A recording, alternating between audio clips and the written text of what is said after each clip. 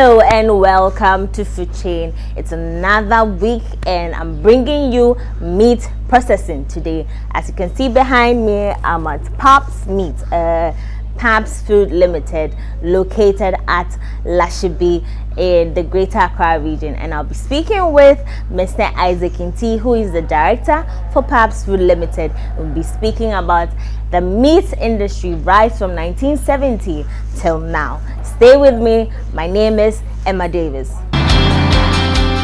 Today we'll be looking at meat processing, and I'm at Parbs Food Limited to bring to you the meat processing industry and to talk about the whole industry since the 1970s. I'm sure Mr. Isaac Inti can give us some insight of the industry. Welcome, Mr. Inti. Thank you very much. It's a pleasure to have you. So, in the 1970s and around that time, a lot of meat processing companies sprang up, like the Bolkatanga, the Pioneer Meat Processing, but now they are non-functional. What do you make of this? Is there a gap in the meat industry?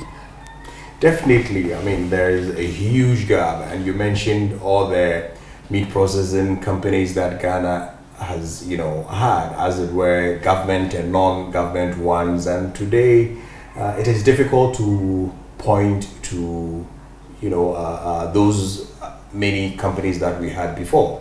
And so obviously that's an opportunity for companies like Parbs Food Limited to enter the space and do it right. Ghanaians, we have a trend where we see made in Ghana goods as inferior. Hence, we import a lot of meat into the country.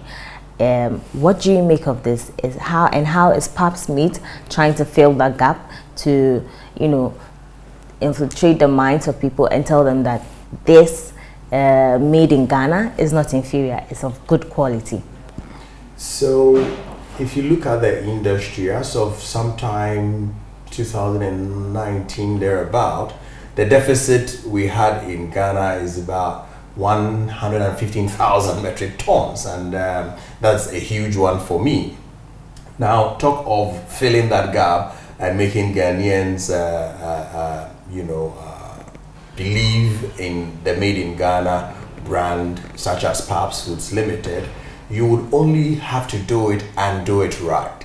The Ghanaian is looking for these things: quality, looking for safety, looking for hygiene, and looking for attractive packaging as well. And so if the Ghanaian can get all these in Ghana, why not? Most importantly, it must be affordable, because one of the things that people will tell you is that, oh, made in Ghana goods are expensive. So if you can give them all these in one package and make it affordable, why not? And this is where Parbs Foods Limited comes in. So you talked about 2019, we ran at a deficit in the meat industry. My facts check shows that Ghana used to produce a lot of meat at a maximum of 11.7% in 1997. But now, or as at 2019, it was at 2.5%. Exactly. What is the industry doing wrong? What is the cause for decline in production? We can start from companies, not giving what the Ghanaian want. Food is food, and you can tell me that people are not eating. I would say that from, year on year, the population keeps increasing, and then the demand for food goes up. Yeah. So you realize that then the demand for meat should rather go up, but Ghana processing meat has gone down drastically, like you've mentioned. So it's a mixed bag. We are talking about people not getting the quality. We're talking about people not confident in the processing, stages, as it were. People not, maybe packaging could be another thing we could look at, because you're competing. Ghana is opened up for imports as well.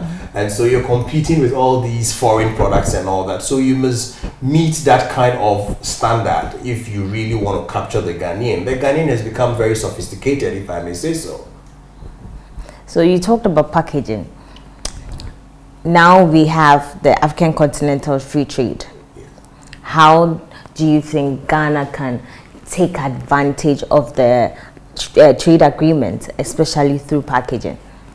So, at Parbs Meat, for instance, we're looking at first and foremost meeting international standards, because if you want to take advantage of the African free trade, you must meet certain standards, and if you do not, then you cannot take your product out of Ghana, though the advantage is there. So you must meet those standards. So locally, you must even start from making sure that you're sourcing your meat from certified farms, which Parbs does. So FDA has got certified farms that you can deal with. So that is the starting point. Then you, as a processing company as well, making sure that you go through all these processes helps. Getting the right certifications. Internationally, one of the certifications that people look out for is halal. And so if you have all these certifications, then you're ready to hit the market outside Ghana and taking advantage of the African free trade agreement. So you think Ghana has a chance? Ghana does have a chance. Ghana really has got a chance. Parbs Meats, for instance, has got a chance. And we have international companies operating in Ghana. You'll be amazed, that import meat. And we've tried, and we are still on the go, closing the gap. Recently, some animal farmers have made complaints about animal feed, and put it that way, because of the increase in the price of maize and other things that they use for their feed. Has that impacted you in any way, looking at the whole value chain? Because feed goes to the farmers, and then farmers, they provide the meat for your processing company. Has that in any way affected you? Feeding plays a critical role in raising, livestock. And so the right feed matter, and the kind of processing we do, or the meat that we use, has got certain requirements. It must come at a certain, tenderness and all that. Okay, and so giving the livestock the right feed, matters, like I have mentioned. Increase in the cost of the feed obviously increases the cost of the livestock. Okay. Apart from even the increase in the cost of the feed, it is not even available, as your research may show. That there is a huge deficit that our farmers keep talking about. It's not even there, so obviously it has affected us, but as a business person, what matters is that you need to be innovative. You need to be able to go around the problem and make sure that your customer is happy, and at the same time, quality is there and everything. And obviously, yes, you also make some money as well. But yes, it has impacted, on what we do. What are some of the requirements? What are some of the things you look out for in your meat when you are buying from your source? You mentioned tenderness. What else do you look out for? So we buy, the livestock from the farms, and then we do the slaughtering, and then it comes to the processing and everything. And so first and foremost, like I said, you must be FDA certified. And if you are FDA certified, then there are certain requirements that you must meet. Okay. In-house, we have our own trained veterinarian who, steps anytime we must buy meat and all that. So he goes to do the inspection. Okay. So in doing the inspection, we are checking the record of the animal. If it's a proper farm, then the records will be there. So these are things we check. We're checking, so the veterinarian will be checking if the animal is healthy. You do not want to kill, or as it were, slaughter an animal that is not healthy for consumption. So these checks are done on the farm, before it even gets to the abattoir for slaughtering. So you want to be sure that the animal that you're purchasing is healthy. You have a certain record to be able to tell, what kind of feed and, care is given to the livestock. And generally, you want to look at the farm and the way they operate, hygienic wise and all that. Yes. Wow, that's quite interesting. It is. It is. You know, To go through. you do not just get up and say, "Oh, I want to buy this car or I want to buy this goat." You know, so we do the checks, travel around, and obviously impact on cost. But if you're determined to do it and do it right, then you'll be innovative to be able to manage all these and make sure that yes, it is affordable. Great.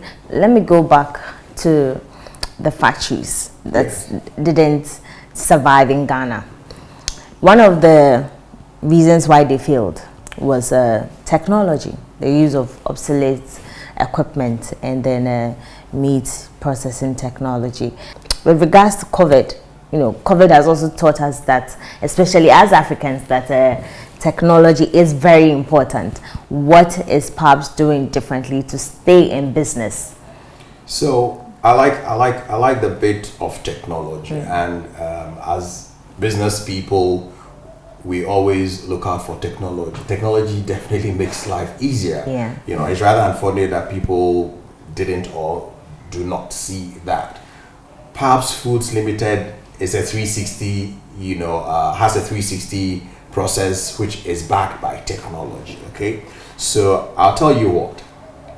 From here, the systems work. Okay, administratively, we have our systems, technology. So in managing your business, okay, tracking your cost, everything is managed by systems. Nothing goes, yes, a little bit of manual here and there, you know. So you would want to track and manage your business using technology. That is one aspect of it. The main processing, okay, is also backed by technology. If you move into our processing unit, you realize that all our equipment are current, as it were, and then, you know, it gets serviced, you know, with all the right tools and everything in there, which is backed by technology, because it's technology that drives the kind of bank saw you're using, you know, not using obsolete ones. If you're using scales, for instance, you are using current scales to get you the right weights and all that. You want to do the packaging, you know, if you want a vacuum,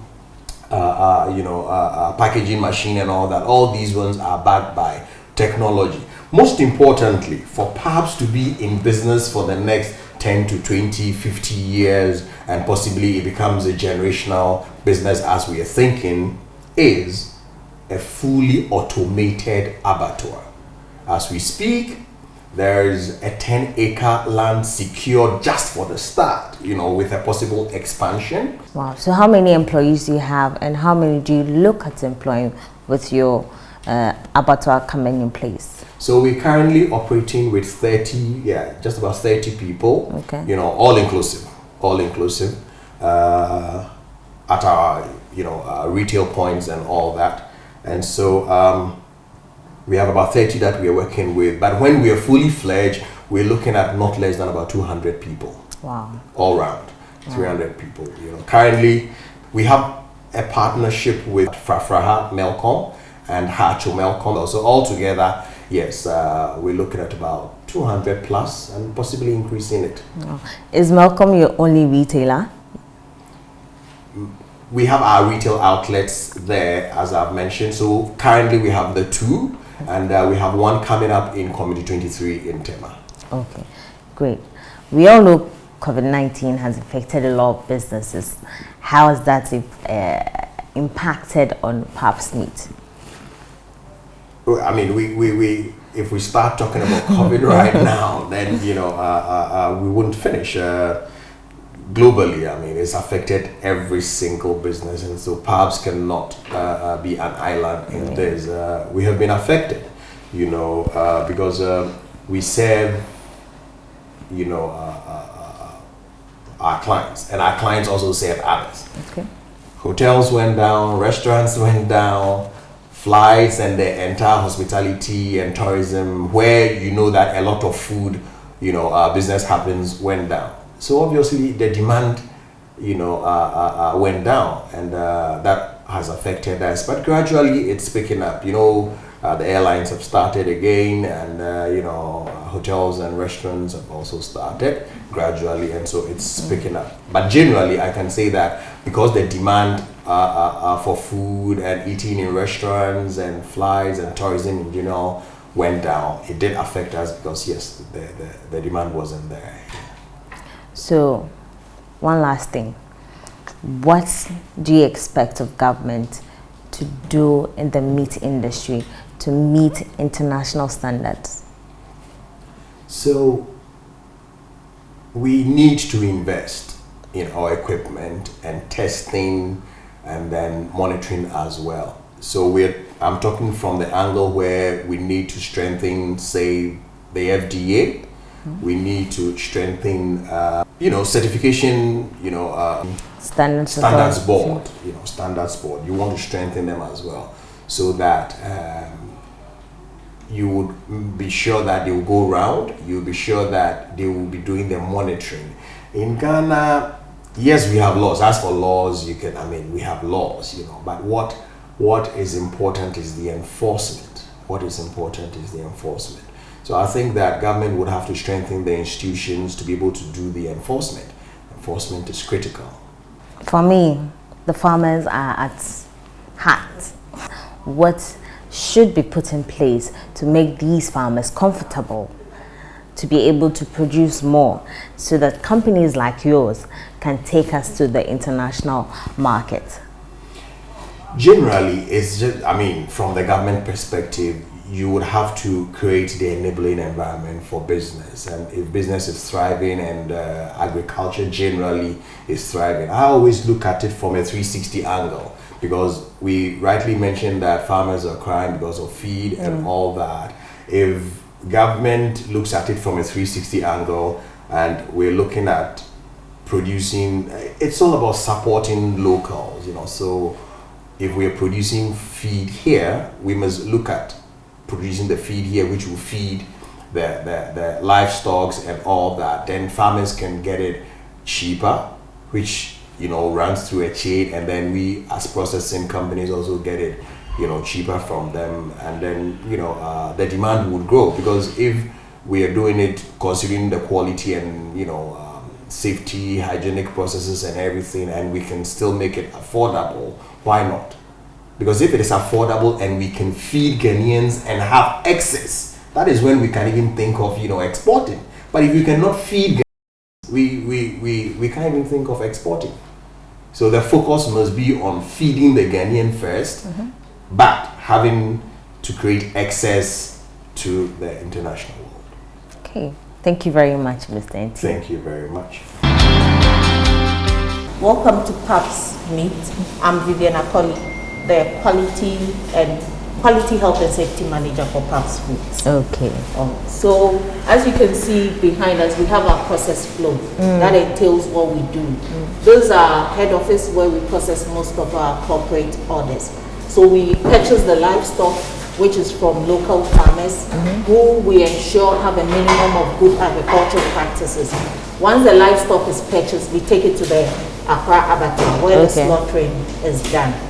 After slaughtering, we bring it in via refrigerated vans into our processing facility. So once the meat is received by the butchers, we do what we call preparation. In preparation, it entails cleaning the meat of any fat or trimmings that are not necessary or needed for our processes. Then part goes into freezing, and then part goes into mincing. The ones that go into mincing are the boneless meat, where we mince per client specification. Those that go into freezing, we take them through cutting into various parts and sizes. We freeze because if you do not freeze, you are not able to get the fine cuts that you need, depending on client specification. Then from there it goes into packaging. We mainly do vacuum packing because it keeps the meat fresh and it stays longer as well. It helps avoid any form of freezer burns as you have the meat stored for a longer time. We take them into freezing and then it's dispatched to us. So how long does it take before it gets bad? It depends on the meat product you're talking about. For the beef, we say a year, a minimum of 1 year. But if it's mince, then it goes lower, between 3 to 4 months. You need to use it frozen. Why does the mince take lesser time? Because it's been grinded, the meat has been grinded, so it's in smaller particles, and it's likely to have microbes. If you have any microorganisms growing in there, the fact that they'll be able to replicate and then cause spoilage is higher compared to the whole meat. Okay, so take us through all the processes here. Where do we start from? So the meat comes in through this door, Okay. which is our receiving and exit door. Okay. So when the freezer vans bring the meat, it comes in through this door. Okay. It's received by the butchers, Okay. weighed, and then placed on the pallets in these bowls. Okay. So it's weighed here. Yes, it's weighed and then So what's your average weight that you usually? a minimum of 200 kg, depending on if we slaughter 2, 3, 4 cattle. It depends on the number of cattle that are slaughtered at the time. Oh, okay. You can get a minimum of 200 kg, depending on the number of cattle. And then deboning is done using this deboning bar. So you hang the meat here. The meat there to debone all those that need the bone out, and then we get the boneless meat as needed. Okay. So the cleaning is done on the tables. Okay. We have color coding for which boards that we use. Safety is our priority, and it's one of the key things that we look at during our processing. So we have color coding for our boards, and also all our staff have been taken through basic food safety, Okay. where they learn the minimum being personal hygiene, cleaning and sanitation. So they've all undergone all these trainings to help enhance the safety that we are looking at when it comes to the meat. Yeah. With the color coding, red is for beef, Okay. blue for fish or seafood, and then the white for chicken. Oh. So you can see them using red boards. So this is beef. Yes, this is beef. They are cleaning the beef of any fats and trimmings that are on them, as you can see. So if my guess is right, you use the different boards so that the taste. No, we use the different boards to avoid cross-contamination. Oh. If Okay. we talk of cross-contamination, it's about passing microbes on from one surface onto the other. And we use red for meat because we know of allergy. Okay. Allergens. There are people who are allergic to seafoods. So you can't be using the same board you use for beef for seafood because there may be some allergic. Someone who is allergic to seafood may pick from the board. But someone out there will say, we'll just wash it and then we move from there. The standard we're looking at. We Okay. actually implemented HACCP. We're in the process of implementing HACCP to certification. Okay. HACCP being hazard analysis critical control point. So Okay. for us, some of these things are key. Wow. Color coding is one of the things we take a look at to avoid cross-contamination. So we can't use the same board for everything. Oh, okay. we So need to- so in our homes too, must we have separate Yes, boards? ideally in our homes we should. Wow. But since you talk of home, it's your home, and you Okay. may know if anybody in the home has allergies or not. So depending on that, you know what to do. Interesting. So I see them separating. Yes. So what meat I comes think- here and Okay. So then- as you can see, the trimmings are what is on there, Yeah. which goes as dog food, Okay. which mainly goes as dog food. Okay. So they are trying to clean the meat of any fats that there are on. I think this meat they are processing is for mince meat, right? So they are trying to clean it of any fat. And this is not lean mince. If it was lean mince, then they will take out all the fat. But because it's normal mince meat, they are trying to clean it of any fat. the dogs that are going to eat this are sure going to grow fat. Going to have a lot of flesh. Yeah. Okay, so I saw you move one meat in that direction. He did also. Oh, okay, so what's there? That's the top side.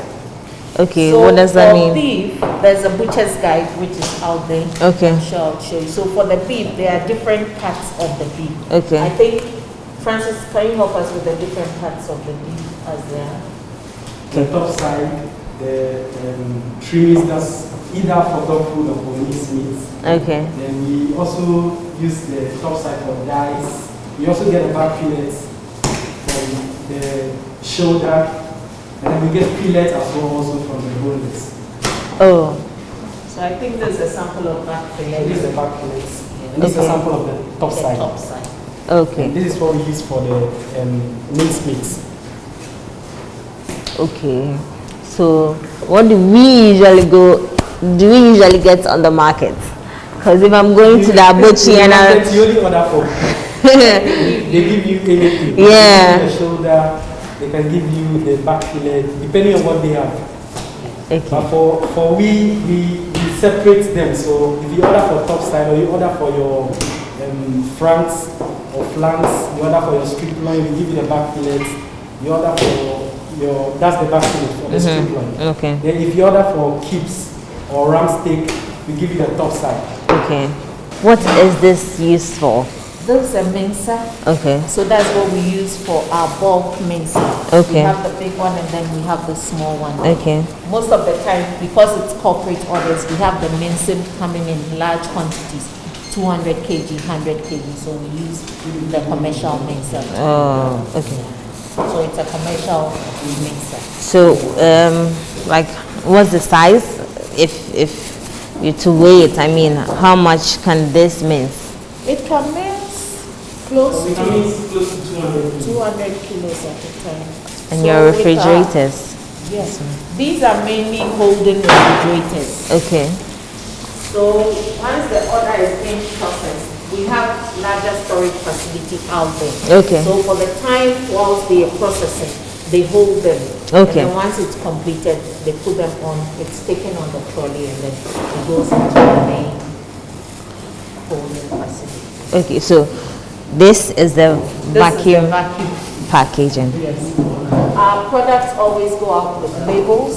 Okay. So as you can see on the label, it reads Beef fillet, 500 kg, and then the price 22 is on there. cedis. When it comes to food safety, temperature is key. Yeah. And with the meat we are handling, the cold chain is something we are particular about. So it's, you can't thaw meat and freeze again. So once you have them in smaller quantities, you take what you need at a time, you thaw and then you use it.